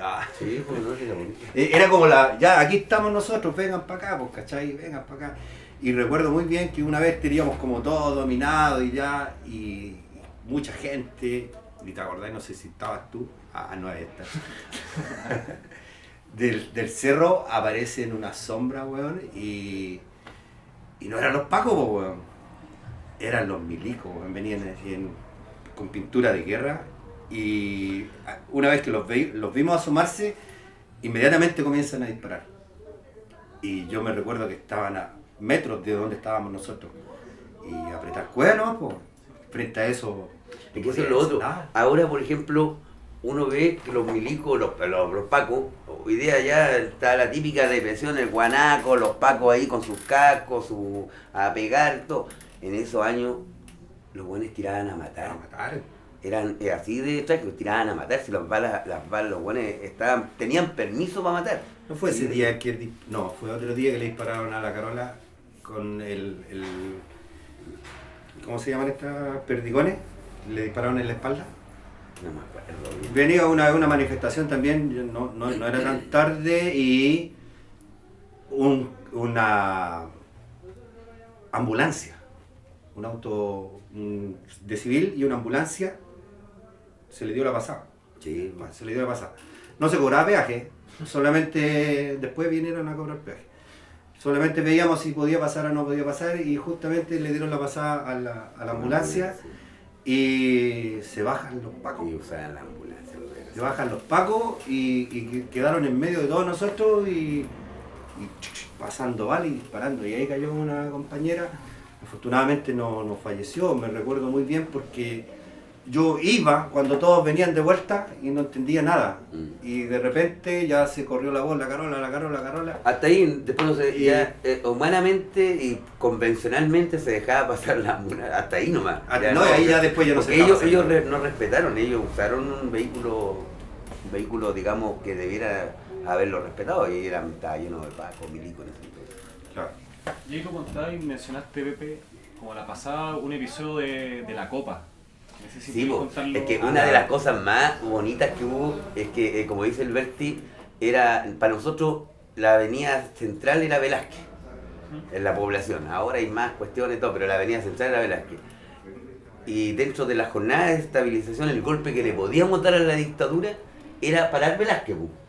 Entonces, sí, ves que podíamos, a Velázquez con la gente, obviamente, la masa humana y todo el cuento, pero hubieron, no una vez, se logró 2 veces. Una vez se logró con una copa gigante, una copa de agua, de esa gigantesca, ¿cachai? Que atravesaba toda la calle, con la fuerza humana de la gente, se logró colocar a cruzar Velázquez, a arrastrarla, y se puso ahí en Velázquez. Otra fue cuando una vez una micro también se puso con la fuerza humana de la gente, hablamos de cientos de personas, se instaló en Velázquez también la micro. Entonces, esas fotos están en el Museo de la Memoria, y ahí figuran son como parte como la imagen de la rebelión popular en ese momento que había. Fueron como íconos. Y ahora, como cerrando un poco el periodo, ¿cómo fue el proceso cuando se empieza a hablar del plebiscito? ¿Cómo fue ya la salida de este periodo? No sé cómo se vivió acá, cómo los pilló ustedes. Mira, a mí en particular, yo era joven organizado políticamente y fue traumático. Porque primero que nada, se hizo todo un trabajo, se luchó todo en la dictadura, muertos, perdimos compañeros, todo el cuento, pero no le confiábamos en la dictadura, no confiábamos en Pinochet nunca confiamos. Y que de ellos saliera un plebiscito y que lo iban a respetar, la decisión de la gente cuando habían matado a todos estos compañeros, no. Pero también estaba la fuerza popular y la gente efectivamente enganchó en el tema. Entonces nosotros, por ejemplo, primero nosotros llamábamos a no inscribirse, a no votar, porque era un fraude desde el principio, no confiar en la dictadura ni en los agentes de la dictadura. Y después, pero después la gente vimos el clamor popular y no podíamos quedarnos atrás, porque la gente quería por ahí irse por ese camino, no nos quedó más que sumarnos.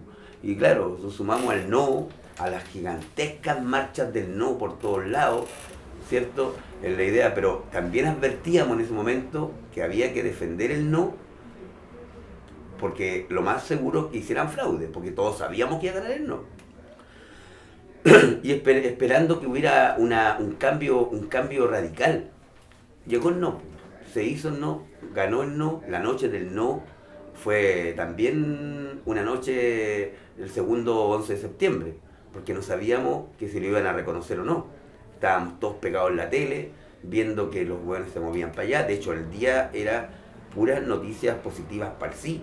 Y el tanto, y no daban las mesas. ¿Cómo? Sí, y ojo, la radio cooperativa nuevamente informaba en directo el resultado de las mesas, pero en lo que estaba dando Cardemil no lo reconocían, daban puras porcentajes del sí. Entonces ya, esto va para fraude. Y empezó el comidillo en la tarde, en la noche, esta hueá va a quedar la cagada, hay que defender, hay que salir a la calle, todo el cuento. Hasta que, bueno, salió después este gallo, el Matei, antes de entrar le hizo la jugada al otro viejo hueón y tuvieron que reconocer el tema, pero también veíamos que algo iba a pasar. Y después vino, bueno, ya después sabemos lo que pasó, pero vino toda una decepción y ahí vino una muerte ideológica general, porque todos esperábamos que los cambios que se hicieran fueran mejores, fueran radicales, o sea, terminar con una dictadura, terminar con una constitución, terminar con una FP por hasta el día de hoy día, terminar con la educación privada y todas las cosas que teníamos, que dejó instaurada la dictadura. Sin embargo, no, hasta el día de hoy siguen administrando lo que dejó Pinochet. ¿Y tú, Berti, más o menos cómo fue ese proceso? Mire, yo te puedo contar de la otra parte, del otro lado. Siempre de la otra parte. Yo soy de la UDI en realidad. Estoy infiltrado, tengo una cara de UDI. Oye, lo que pasa es que en ese momento yo estaba haciendo el servicio militar, ¿te cachai? Y justo me tocó en ese periodo. Debo reconocer que nunca los milicos, a nosotros como pelados, como que nos amenazaron o nos instruyeron en el sentido de, oye cabros, voten por el sí, pero sí de refilón te tiraban, cabros, ustedes ya saben. Y ahí de manera obligatoria tuvimos que quedar inscritos, sí o sí había que ir a votar. Ese día me recuerdo que estuvimos de guardia en Renca, cuidando una hidroeléctrica, no sé cómo se llama, ni hidroeléctrica. Y al otro día vinimos a votar aquí a Santiago Centro. Nos vestimos de paisa, como se dice vulgarmente, nos vestimos de paisa y fuimos a votar. Transpirando, porque siempre pensábamos que te estaban mirando, ¿cachai? Nunca sentimos la privacidad de poder votar. Y así como tiritando, ya, no. Ya, listo, trato hecho, volvimos a reclutarnos. ¿No? Sí, compañero. Si querés te muestro la foto. Volvimos a reclutarnos, a vestirnos de milico y todo el asunto y a esperar el proceso. Y ahí empezó ya como la parte dura de la militarización de nosotros. Ya comenzaron a ponerse pesados los milicos y a dar instrucciones más fuertes. Ya nos pasaron cargador, ¿cachai? Con balas, 2 cargadores, no, 3 cargadores. 1, 2 y el que estaba puesto. Y bala pasada. Y esa era la manera en que nosotros íbamos a esperar el proceso de votaciones. Para hacer la corta, llegó el atardecer, cuando ya venía la parte de los cómputos, y nos juntamos frente al televisor. Nosotros estábamos ahí en Famae, en el estadio de Famae, ¿cachai? Y empiezan los cómputos. Y cuando decía que ganó el no, ponte tú, ya tantos votos el no, todos los pelados aplaudiendo, ¿cachai? Y los clases son los que te mandan, en silencio, pues. Y después ganó el sí, ya, el voto del no ganó, y todos los pelados, Entonces llegó un momento de euforia dentro de nosotros como contingente, ¿cachai? Que era totalmente ambigua a la situación que se estaba viviendo, porque era una situación rígida, ¿cachai? O sea, en cualquier momento podía quedar la cagada y nosotros aplaudiendo al enemigo, entre comillas, ¿cachai? Y con esa cuestión que manifestaba el Pepe, bueno, que se sabe en todo, cuando empezó la mentirilla de los cómputos, ya dijeron, ya apaguen la tele, cabros, tienen que ir a descansar porque mañana es un día agitado. Chucha, y ahí como que dijimos, ya se apagó la tele, se apagó la luz. Y ahí como que decís, chucha, esta weá es de verdad, y silencio absoluto, y acostarse. Me acuerdo que estábamos en el gimnasio, todo en saco de dormir, con el fusil al lado, listo para salir a disparar. Y ahí como que empezaste a sentir la angustia de que algo algo se venía, bueno, algo se venía, porque había mucho caminar entre pasillos de los clases y todo el cuchucheo. Puta, y dentro de lo que se pudo dormir. Y el otro día desperté, no sé si fui el primero que desperté o todos despertamos al mismo tiempo o algunos no durmieron. Pero de repente empecé a mirar y todos se movían, todos se miraban acostados, ¿cachai? No te podías levantar. Y ya, y llegan y te dicen que levantarte y todos nos levantamos inmediatamente, o sea, estábamos como esperando para levantarse. Y un silencio en la atmósfera, pelado. Un silencio, salimos al patio, me recuerdo, a todo esto estábamos vestidos. Y no se escuchaba nada, absolutamente nada en el ambiente, ni un sonido, nada. Y era como un silencio que daba miedo, güey. Y con el fusil, te insisto, y ahí empieza uno a caldear. ¿Qué hago? ¿Qué voy a hacer en ese momento si te dicen que tenés que salir a matar? ¿Cachai? Yo que había estado durante tanto tiempo en el frente de la weá y ¿cómo voy a ir a matar a mi gente? Entonces te lo cuestionás y decís, no, pues imposible, pues bueno. Y ahí es donde tú decís, no, yo primero, si me mandan, el primero que voy a matar es al comandante, no, chao, sea como sea. Y vi esa angustia en muchos pelados cuestionándose de que íbamos a ir a atacar las poblaciones donde ellos vivían, porque nosotros éramos de este sector, pues este Central, Renca, Maipú, no sé. Y percibí yo eso por lo menos en los pelados. Pero todo eso se visualiza una vez que ocurra, que acontezca el asunto, porque tú no sabías qué podía hacer frente a una pistola, en este caso un fusil. Yo ya estaba claro lo que iba a hacer, pues yo no iba a disparar contra mi gente. Luego, dicho eso, pasó todo el día angustiante, y llegó el proceso ya cuando ya más o menos se supo que ganó el no, extraoficialmente se supo que ganó el no, y todos los pelados así, ¿cachai? Una alegría contenida. Y los militares, los comandantes ya se paseaban para allá y para acá, como que ya venían, nos hacían formar, y decía, chucha, quedó la cagada. Y después venía otra orden, no, ya relájense pelado. Después venían, ya fórmense pelado, ¿cachai? Entonces, ¿qué chucha pasa? Hasta que llegó un momento, otro cuchucheo, y como que me parece que fue ya cuando el don Augusto dijo, ya esta weá no daba más, se para, porque se venía. Sí. Se venía sí o sí la represión militar. Y esa weá yo la viví y fue angustiante. En el fondo no pude disfrutar del no, de hecho vi a toda la multitud que pasaba por arriba de Famae, las marchas, banderas, mucha alegría, muchas fiestas, la vi desde afuera. Y un poco eso nomás te puedo... sobre este proceso, ¿ustedes por qué creen que finalmente, por así decirlo, el general o la dictadura cede? ¿Por qué creen que se da este proceso del plebiscito, por así decirlo? Porque tenían que tener una salida porque ya no daba para más. O sea, ya la presión social, la marcha, las protestas iban en forma ascendente. Y esto, todos sabemos, esto no es casuística. O sea, aquí en Latinoamérica se dio dictaduras militares en todos lados porque estaban orientadas de Estados Unidos. Y obviamente ya la presión social no daba para más, significaba seguir matando. Y seguir matando hubiera sido, pero impresentable a nivel mundial. Se fueron abriendo las comunicaciones, se supieron las atrocidades que se estaban dando acá en Chile, porque las cortes internacionales ya estaban hasta la tusa con las denuncias de tanto muerto, tanta violación. El tema de Rodrigo Rojas y la Carmen Gloria ya le puso el sello a la cosa, ya empezó a ir en bajada la credibilidad y obviamente le quitaron el piso el tío Sam a la dictadura. Le quitó el piso, por lo tanto sabían que esa noche, como dice Berti, la pensaron, la tenía planeada, pero tienen que haber habido instrucciones, aquí no se pudo más. De hecho, por eso el Matei dio la información antes, porque tenía que pararse lo que el loco dictador quería hacer, pues si quería seguir manteniéndose en el fondo. Y ellos estaban convencidos, porque aquí, ojo, aquí hubo el tema comunicacional, por eso que yo no le creo a la encuesta.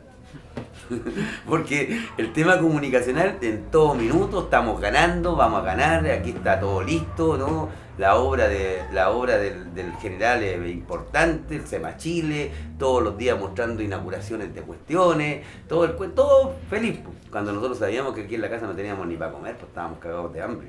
Y aparte una cagada de sueldo mínimo que había, si eran 18.000 pesos en ese entonces, el sueldo mínimo, eso no hay que olvidarse, eran 18 lucas el sueldo mínimo en esos años.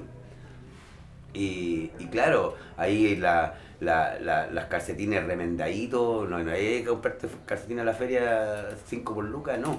Ahí cada calcetín, las viejas, me acuerdo que con la ampolleta cosiéndolo, porque tenía las pantalones te daban la basta hasta cuando te duraban en la escuela.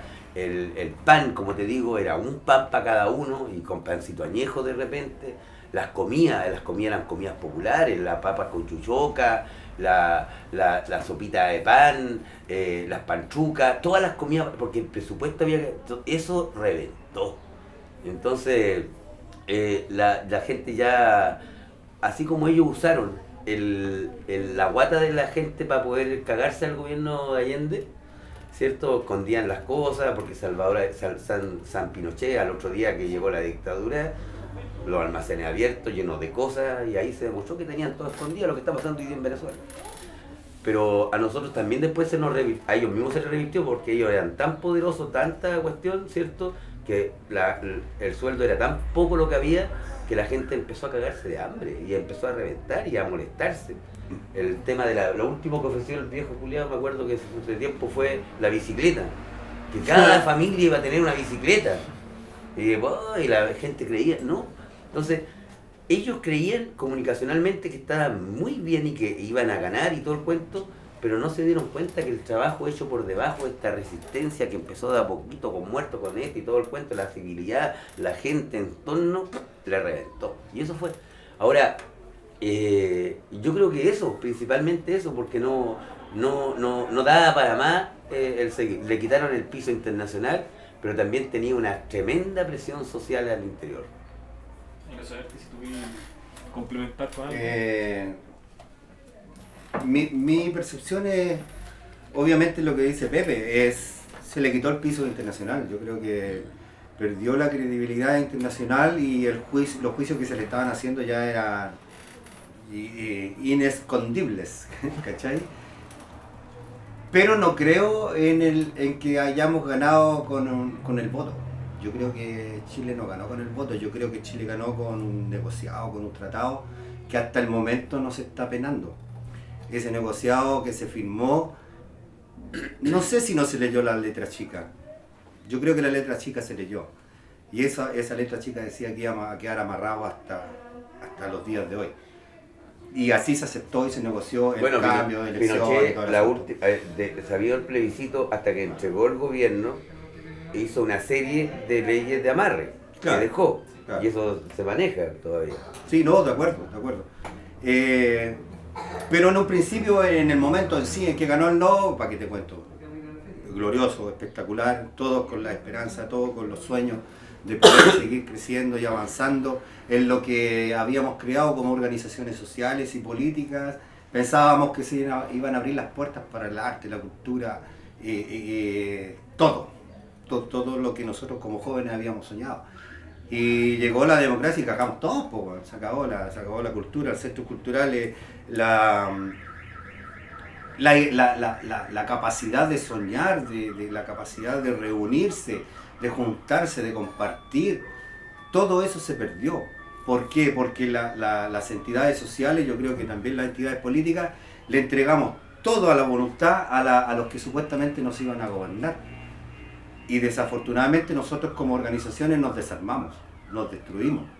Se acabaron las organizaciones sociales. Eso te puedo dar de la apreciación.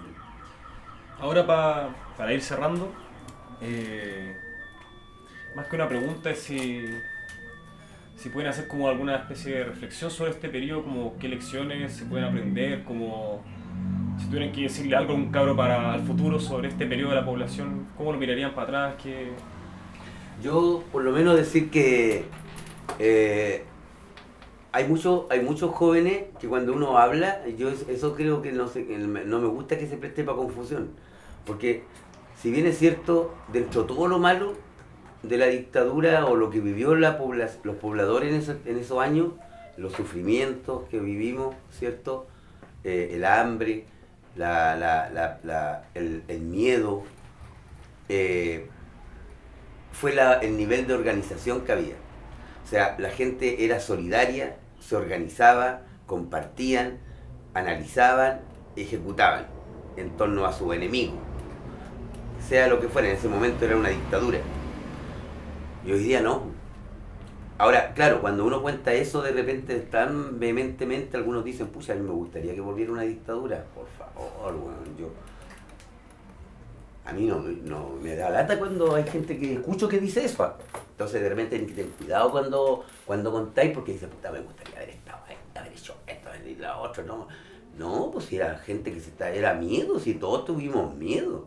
Por muy valientes que fueran los compañeros, los amigos, todo lo que los otros mismos, había miedo. Si era una cuestión de riesgo que había en esos años y que obviamente decir cuando te dicen, no, me gustaría, no, definitivamente no. Pero lo que sí destacar en esos años fue eso, el tema de la organización, de la solidaridad, la socialización que había. Hoy día no, hoy día hay un individualismo atroz en esta cuestión, cada uno salva su chancho y nos ganó. Si en el fondo nosotros creímos que ganamos porque sacamos al dictador y terminó la dictadura, pero no ganamos. Si hoy día hacemos un análisis, no ganamos. Hoy día nos metieron la droga, los cabros están todos metidos en la droga, nos metieron los malls, nos metieron el capitalismo, el consumismo a cagarse, más que en dictadura. Porque hoy día hay plata para poder ir a comprar y para poder, quién se ve mejor, que en la competencia, para vestirme mejor que este loco, que esta otra, me va a comprar el vestido, la mina y todo el cuento, los maquillajes, todo eso. Y hoy día cada uno se lo ve. Y además, el tema de las comunicaciones, si bien es cierto, es bueno en términos de manejar información, pero también es individual, pues hoy día andan todos los cabros cazando Pokémones, pues. Entonces ya no se juntan, no se reúnen en un clic. No se reúnen para poder hablarle de conciencia, saber definir el tema de las clases sociales, ¿cachai? A mí me da lata que cuando pucha aquí andan todos con un celular mirando al cabro chico o el joven en este caso, y saber de que de cada 10 jóvenes nuestros de nuestras poblaciones todavía este sistema mantiene a un cabro del barrio alto, a un ricachón, a un poderoso. Son 10 esclavos para uno, para mantenerlo por toda la pega que hay que hacer y todo el cuento, toda su vida. Entonces, el que no sabe en ese análisis te preocupa. Y la verdad es que, claro, decepcionado, pero nunca bajar los brazos, porque yo por lo menos sigo en la pelea. Es que no esté ese nivel de organización hoy día y que no haya habido una salida como la que esperábamos. Y es más, pues, la pena es que todavía tenemos instaurado todo el sistema que dejó el tirano en la Constitución, el sistema educacional, el sistema de pensiones y todo lo que estamos peleando hoy día, todavía está instalado. Entonces, en eso hay como decepción, porque se mató al hombre, pero no se mató la idea. O sea, murió el hombre, porque ni siquiera lo matamos al desgraciado. ¿Y tú, Berti, como reflexión final? Con respecto a lo que acontecía en ese entonces, ahora, si me preguntáis si me hubiese gustado nacer en otras circunstancias, mi adolescencia y niñez, no. Categóricamente te digo que no. Yo creo que nací en los momentos precisos y en las vivencias e historias de vida que las viví, que las sentí, que me hicieron madurar y crecer y concientizarme para poder ser el weón que soy ahora. ¿Me cachai? Y no lo cambio por nada. Todo lo que viví no lo cambio. Sí arriesgué mucho, bien. Lo hice y bien por mí y bien por la comunidad. No lo cambiaría. Lo que sí le diría, o que me gustaría que el joven, el adolescente o el niño, primero que nada, no deje de ser joven, no deje de ser niño, ¿cachai? El joven tiene que seguir siendo el adolescente rebelde, el adolescente con la tendencia que quiera, ¿me cachai? y que viva su juventud como corresponde, porque para eso es la juventud, ¿cachai? Para disfrutar, para ver, para ir entendiendo todo lo que te va poniendo la vida, ¿cachai? Ir probándola, probando, y tú al final verás qué es lo que te conviene, qué es lo que no te conviene. El joven no tiene que dejarse manipular, el joven no tiene que dejarse llevar por tendencia, el joven tiene que experimentar para poder lograr hacer el weón que quiere ser, ¿me cachai? Eso me gustaría, que eso creo que fue lo que ocurrió en eso entonces, de muchos jóvenes, que seguimos siendo jóvenes, seguimos disfrutando, pero igual si había que salir a la calle, igual salíamos a la calle. Si había que hacer meeting, hacíamos meeting. Si había que tirar piedra, tirábamos piedra. Pero si había que vacilar y tomarse un vinito para compartir, lo hacíamos. ¿Me cachai? Y eso te va generando conciencia de que, del compartir, de sociabilizarte, de no enajenarte del vecino que tiene una problemática. Lo que hacíamos en eso entonces, me recuerdo del terremoto, de ir en cooperación, en ayuda, todos a levantar la casa, a conseguir ayuda. Hoy por hoy están los bingos, que no se pierda esa instancia, ¿cachai? Y que el joven, mire, yo he conversado con varios cabros y los cabros afortunadamente aprovechan bien las redes sociales y están muy bien informados, y a lo mejor mucho más que yo, ¿cachai? Con respecto a lo que acontece o sucede en la sociedad de hoy. Pero ellos tienen otra manera de reaccionar, otra manera de actuar. Lo que sí les recomendaría a los muchachos, que es importante la organización. Es importante que las tribus se junten, conversen, discutan, se digan lo que yo pienso de ti, que me caes mal y que te digan, bueno, pero ¿qué podemos hacer con respecto a eso? No sé. Esa sociabilidad es la que está faltando hoy por hoy en este crecimiento comunal, ¿cachai? Como lo hemos comentado, yo creo que Pepe hemos llegado todos a la concordancia de que las organizaciones sociales prácticamente están liquidadas, ¿cachai? Si las únicas organizaciones sociales que puedan existir son los comités allegados, pero por una obligación o por una necesidad tú estás perteneciendo a una orgánica, ¿cachai? No por una convicción, no por una concientización de querer lograr un objetivo, que era lo que acontecía en los años 80. Sí o sí, este maldito dictador logró agrupar a la comunidad. Y ahí logramos conocer mucha gente, diversidad de gente, ¿cachai? Yo compartí con todo el espectro que puede haber dentro de una comunidad. Y es rico, y es bonito, y es rico saber que hay hueones distintos a ti, ¿me cachai? Eso es lo importante de una sociedad, y no cambiaría por nada las vivencias que tuve, malas o buenas, en el periodo de dictadura. No la quiero volver a vivir, por supuesto que no. Bueno, muchas gracias primero, Pepe Berti, por compartir sus testimonios en esta entrevista. Agradece que hayan sintetizado la idea de lo que fue nuestro segundo encuentro por la memoria que hicimos aquí. Y bueno, nada más que eso, agradecerle y muchas gracias por compartir su experiencia.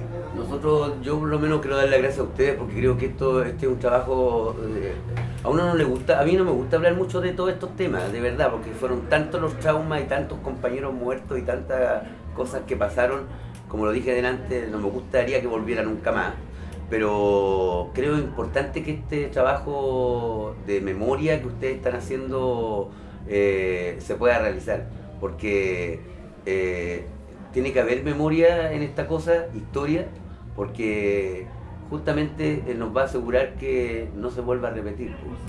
Eso, así que gracias. Muchas gracias, Gracias a ustedes, pues, cabros, chiquillos. Desde un principio se le abrieron las puertas. Afortunadamente yo fui una de las personas que los recibió. Recibí la noticia por ahí que andaba gente de los Sánchez tratando de hacer algo en rescate de la memoria.